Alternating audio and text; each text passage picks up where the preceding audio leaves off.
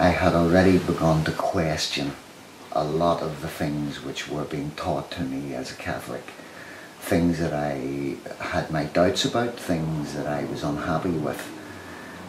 For example, in Catholicism, the first commandment states quite clearly that I am the Lord thy God. Okay? Now, my question at that time was, if there is only one God, where does the Trinity come from?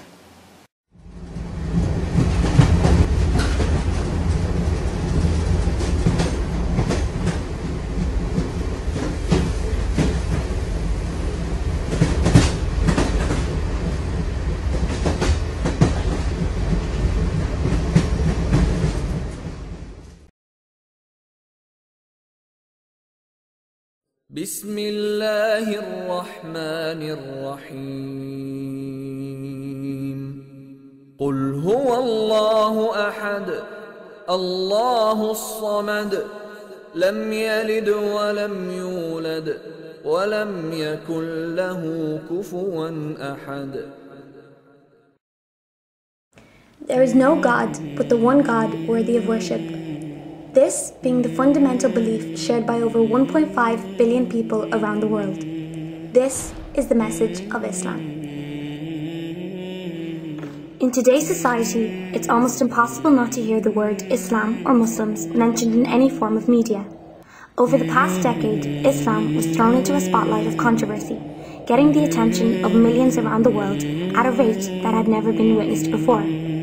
Yet it's phenomenal how so many people from different cultures, backgrounds and races could brush off the misconceptions and stereotypes surrounding Islam to uncover its true meaning in a message so simple yet so powerful, a message revealed to the world 1400 years ago. Our curiosity led us to conduct a series of interviews across Ireland with local Irish Muslims who shared with us their journey to Islam. My name is Muhammad Salim. My name is Ahmed Ali. My name is Gavin, or if you want to call me Abdul Hamid. I've lived in Ireland for all my life, and I've reverted over 5 years ago to Islam.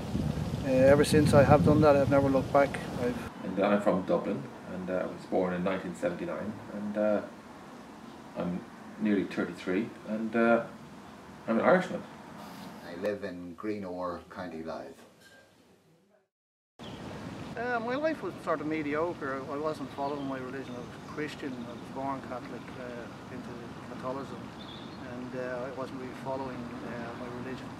I was up till about maybe 12 or 14 years of age, but after that I fell out of it. I didn't really follow the true meaning of Christianity. I sort of pulled away from it.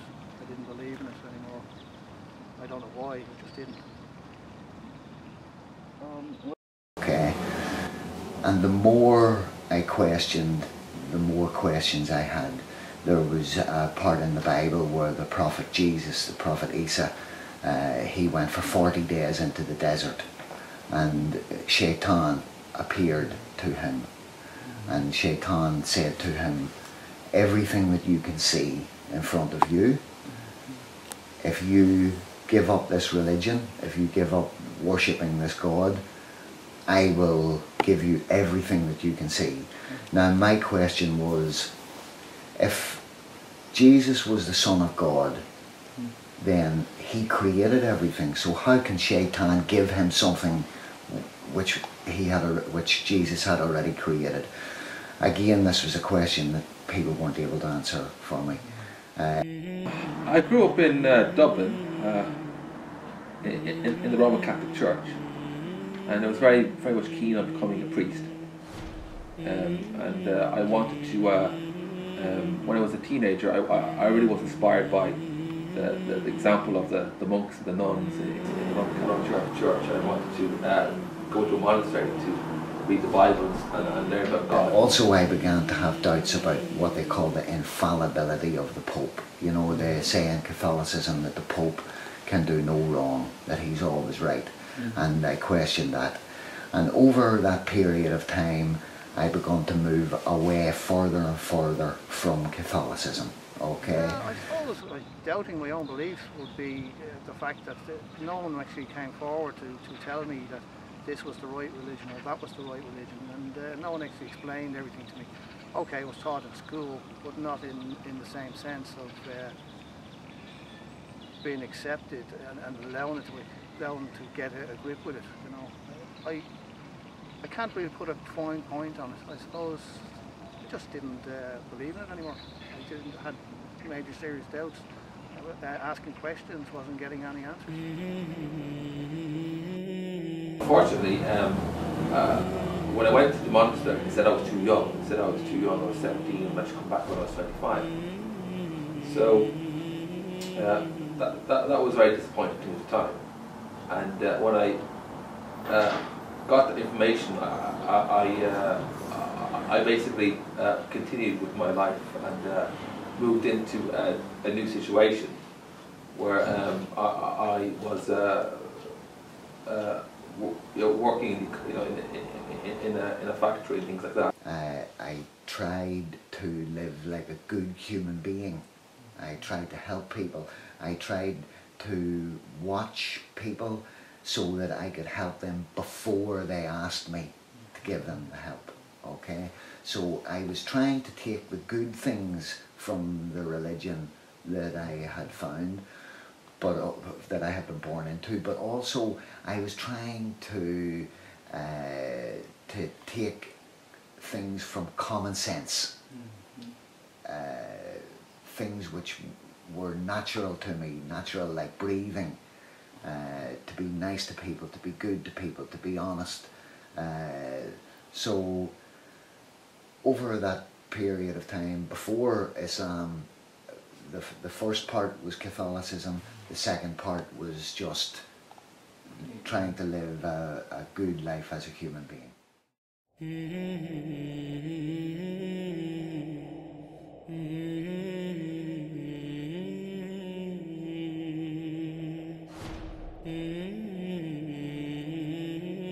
Doubting my own beliefs would be the fact that no one actually came forward to tell me that this was the right religion or that was the right religion, and no one actually explained everything to me.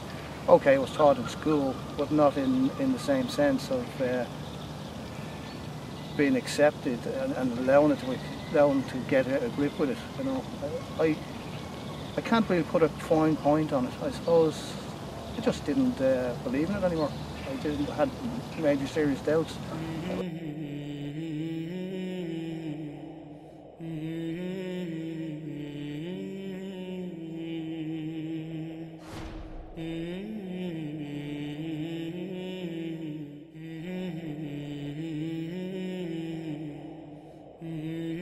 My introduction to Islam came out of the blue.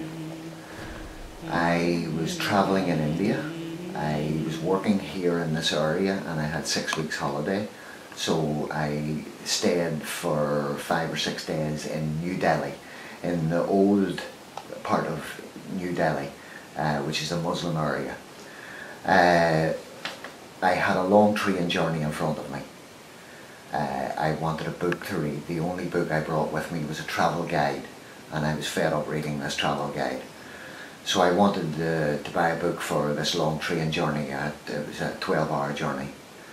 So I went into the Muslim market and I had no interest in religion. I knew nothing about Islam. I knew nothing about the Prophet Muhammad sallallahu alaihi wasallam. I had no religious baggage, if you like, but I just wanted to buy a book, a detective novel, a love story, anything, just to entertain me for the train journey. But the only bookshop in this market, the only books he sold was Quran. And the man in the shop, he'd seen me through the window. I walked past and I went to look for another bookshop, and he saw me. I walked past again, and the second time he waved out the window to me, and the third time when I walked past his shop, he called me in. So I said to him, I want a book, do you have anything in English? He said yes. And he reached for a book. He showed me the book. It was Quran. It was half English, half Arabic. So I bought the book. I paid the man. He put it in a brown paper bag, I went back to the hotel, I got my stuff organised into the railway station, and I got on the train and I sat down in my air-conditioned chair and I reached for my book. I lifted it out and I opened it, and it opened at Surat Miriam, and I began to read Surat Miriam. And because of the things which I had disbelieved in Catholicism, okay, one of the things, for instance, I couldn't make any sense of. In Catholicism they talk about St. Joseph, who was supposedly the husband of the Virgin Mary, the mother of Jesus. And I couldn't understand how the Virgin Mary could be married and yet remain a virgin. You understand? So this was one of the difficulties for me. But when I read Surat Miriam, I knew that what I was reading was the truth. I absolutely knew it was the truth. And for the 12-hour journey, I didn't sleep. I read for 12 hours. He came to where I worked, and he was from Pakistan. I got to know him, I got chatting with him, and he explained, I asked him what his religion was, and he said he was Muslim. And it was totally, I've never been with anybody that was Muslim before, and I asked a few questions. You know, what was Islam about, and what were the structures behind it, and I wanted to know more about it. And he said Ramadan was coming up, and I said, well, okay, I'd like to do Ramadan and follow what I need to follow. And the next morning I was in a city called Jaipur, and I got up from the bed, I had my shower and had my breakfast, and I went outside. And when I went outside the hotel, there was a rickshaw, and I went to the rickshaw, and the guy said to me, where would you like to go? And I said to him, I want to go to the mosque. Just like that. With no help, no prompting, no one steering me. Basically he taught me a lot of things about reading the book, picking up the book, about wudu, about evolution. He taught me a lot of stuff. I went to the mosque, I met the imam, I spoke to the imam, I had an interpreter there as well. The imam didn't speak English, he was from Saudi Arabia. I spoke to the imam maybe for half hour. I told him about my history, about my religious life. I told him, I showed him the Quran that I had bought. And he said to me through this interpreter, he said, ask the Irishman, would he like to stay for the prayer? And I said, yes, I would, yeah. And I thought that they would get a chair and I would watch, but no, they took me into the basement and I made wudu for the first time. And the man who done interpreter, his name was Muhammad, he said to me that I will say the prayers for both of us, okay? So you just do what I do. So I made wudu, I came back upstairs into the prayer hall, and I stood in the lines behind the imam, and I made the shahada, and I said the prayer for the first time. So that was my introduction to Islam. My brother said to me about Ramadan, and Ramadan was coming up, and he explained to me it was the month of Ramadan that you fasted during the day, there was nothing nil by mouth, and I said, okay. I said, you know, it sounds a bit like the Christianity within Lent, but I said, I'd like to try it. I'd like to see, could I survive? Could I do it? And I started with it. And my boss put us the two of us together, so we would he could keep a check to make sure I was doing everything right, and that I wasn't trying to cheat or anything like that. And I've done Ramadan, and I've done it every year ever since. You know, so it's something that has sort of been bred into me now, and I feel like it's the right thing. It is the right thing. Oh, well, I mean, obviously what attracts me to Islam is the fact that it combines all of the previous prophets before Prophet Muhammad, peace be upon him, and takes the best of those teachings and crystallizes them in Islam. Spiritually, I think it's changed me completely. I'm a more relaxed person. I'm a more energetic sort of person. I study a lot more. I think that the physical end of it and the mental end of it has changed completely. People used to notice big changes in me from day one. From 20-minute segment of reading the Quran and walking away and going back to work, people said I had changed completely. I was more relaxed, I was a better boss, I was a better attitude in life, and spiritually I would say I'm more at ease with everything, Nothing gets me down anymore, no matter how bad it is. My life changing was the fact that recently going through a divorce and not really looking for a wife, but finding a wife, and then finding somebody so young who wants to marry somebody so old, and accepting it, and finding it very hard to grasp that it can be done. And there's no concept in reference to years or age within Islam, and that's the one thing that I've found about Islam. It's brought me more closer to it, more closer to Allah. Allah subhanahu wa ta'ala sent the guidance to Prophet Muhammad, peace be upon him, and that is sufficient for all of humanity until the Day of Judgment. And in my opinion, it would help a lot of people if they were able to connect back to God. But often when people try to come back to God, they're automatically faced with a problem that they think that believing in God means you can't be scientific. When Islam came into my life, it made a fundamental change. I had been living here on my own without much purpose. Islam gave me a purpose in life.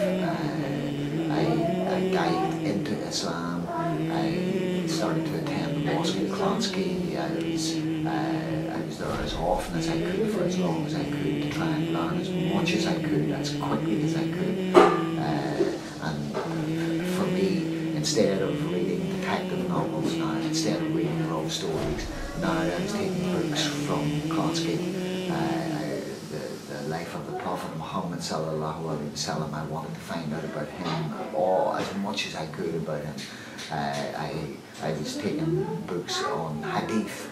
I wanted to learn as much as I could. I was taking books on Bukhari. I was trying to devour as much information as I could. Also, of course, I was trying to learn how to pray in Arabic, because when I was making the salat, I wanted to be able to pray in Arabic. So, yes, fundamental change, a big change, and a change for the better. Called A Brief Illustrated Guide to Understanding Islam. It's a very powerful book, and it basically resolved the question which I had in my mind, a very important question, between the contradiction in Western thought between belief in God, which is called faith, and science, which is basically inquiring about reality and trying to figure out things. The religion which I would choose would have to perfectly resolve the contradiction between science and faith. And so when I prayed to God for guidance, I found this book in my room, and it's called Some Evidence for the Truth of Islam, Chapter 1, The Scientific Miracles of the Holy Quran. So when I went to the first, basically the first page 6 of the book had the Quran on human embryonic development, and it gives a quote from the Quran. There was no doubt that this was true. So once I concluded that the Quran was a book from God, it was obvious that Muhammad, peace be upon him, could only be the messenger of God, and that therefore I should become a Muslim.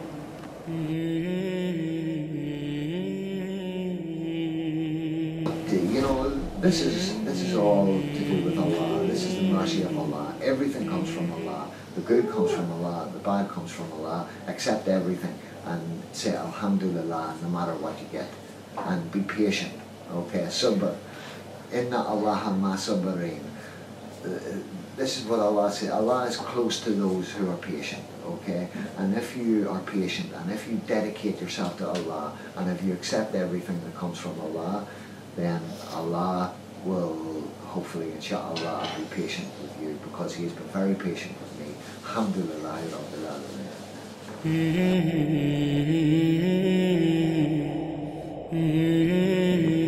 There is no God but the one God worthy of worship. This being the fundamental belief shared by over 1.5 billion people around the world. This is the message of Islam.